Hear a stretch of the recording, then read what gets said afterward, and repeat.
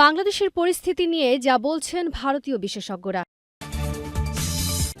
এরপর দেখবেন ১৫ বছর পর বিডিআর বিদ্রোহ নিয়ে মুখ খুললেন তৎকালীন সেনাপ্রধান মঈন ইউ আহমেদ।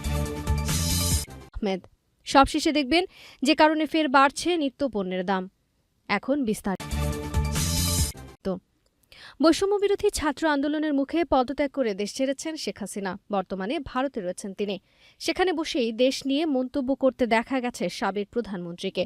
ভারতে বসে হাসিনা দেশ নিয়ে মন্তব্য করায় দ্বিপক্ষীয় সম্পর্ক ক্ষতিগ্রস্ত হচ্ছে বলে অভিযোগ করেছেন অন্তর্বর্তী সরকারের প্রধান উপদেষ্টা ড মোহাম্মদ ইউনূস। ভারতের রণকৌশলগত বিশেষজ্ঞ মহলের বরাত দিয়ে বাংলাদেশের বর্তমান পরিস্থিতিকে আঞ্চলিক চ্যালেঞ্জ হিসেবে উল্লেখ করেছে ভারতীয় সংবাদ মাধ্যম আনন্দবাজার। বাংলাদেশের অন্তর্বর্তী সরকারের প্রধান উপদেষ্টার মন্তব্য, হাসিনা ছাড়া বাংলাদেশের সমস্তটাই ইসলামী রাজনৈতিক শক্তি, এমন ভাবনা ছাড়তে হবে ভারতকে। এ বিষয়ে আনন্দবাজার নয়াদিল্লির রণকৌশলগত বিশেষজ্ঞ মহলের বক্তব্য তুলে ধরেছে প্রতিবেদনে।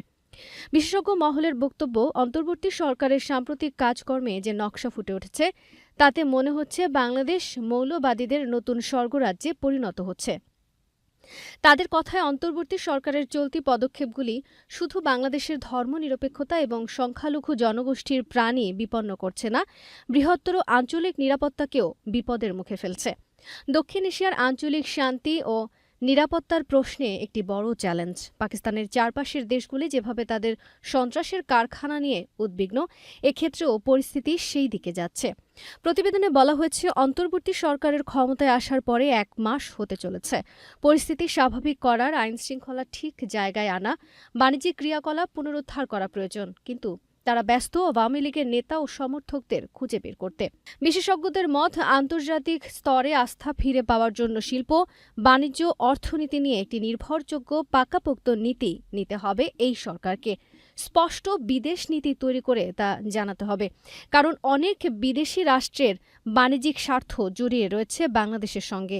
দ্বিপক্ষীয় বাণিজ্যের ভারতের ওপর নির্ভরশীল ঢাকা। কূটনৈতিক বিশেষজ্ঞদের মতে, অন্তর্বর্তী সরকারের উচিত নিজের দেশের অর্থনীতিকে চাঙ্গা করতে অবিলম্বে নয়াদিল্লির সঙ্গে কথোপকথন শুরু করা।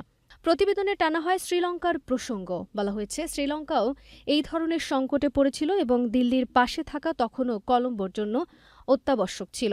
ভারতের সর্বাগ্রে এবং একমাত্র দেশ হিসেবে সাহায্যের হাত বাড়িয়ে দিয়েছিল শ্রীলঙ্কার দিকে।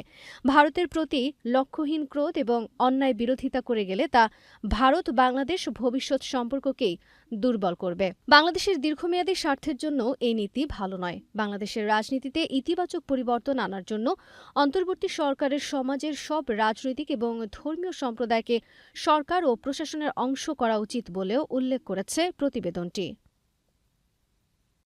সম্প্রদায়কে সরকার ও প্রশাসনের অংশ করা উচিত বলেও উল্লেখ করেছে প্রতিবেদনটি।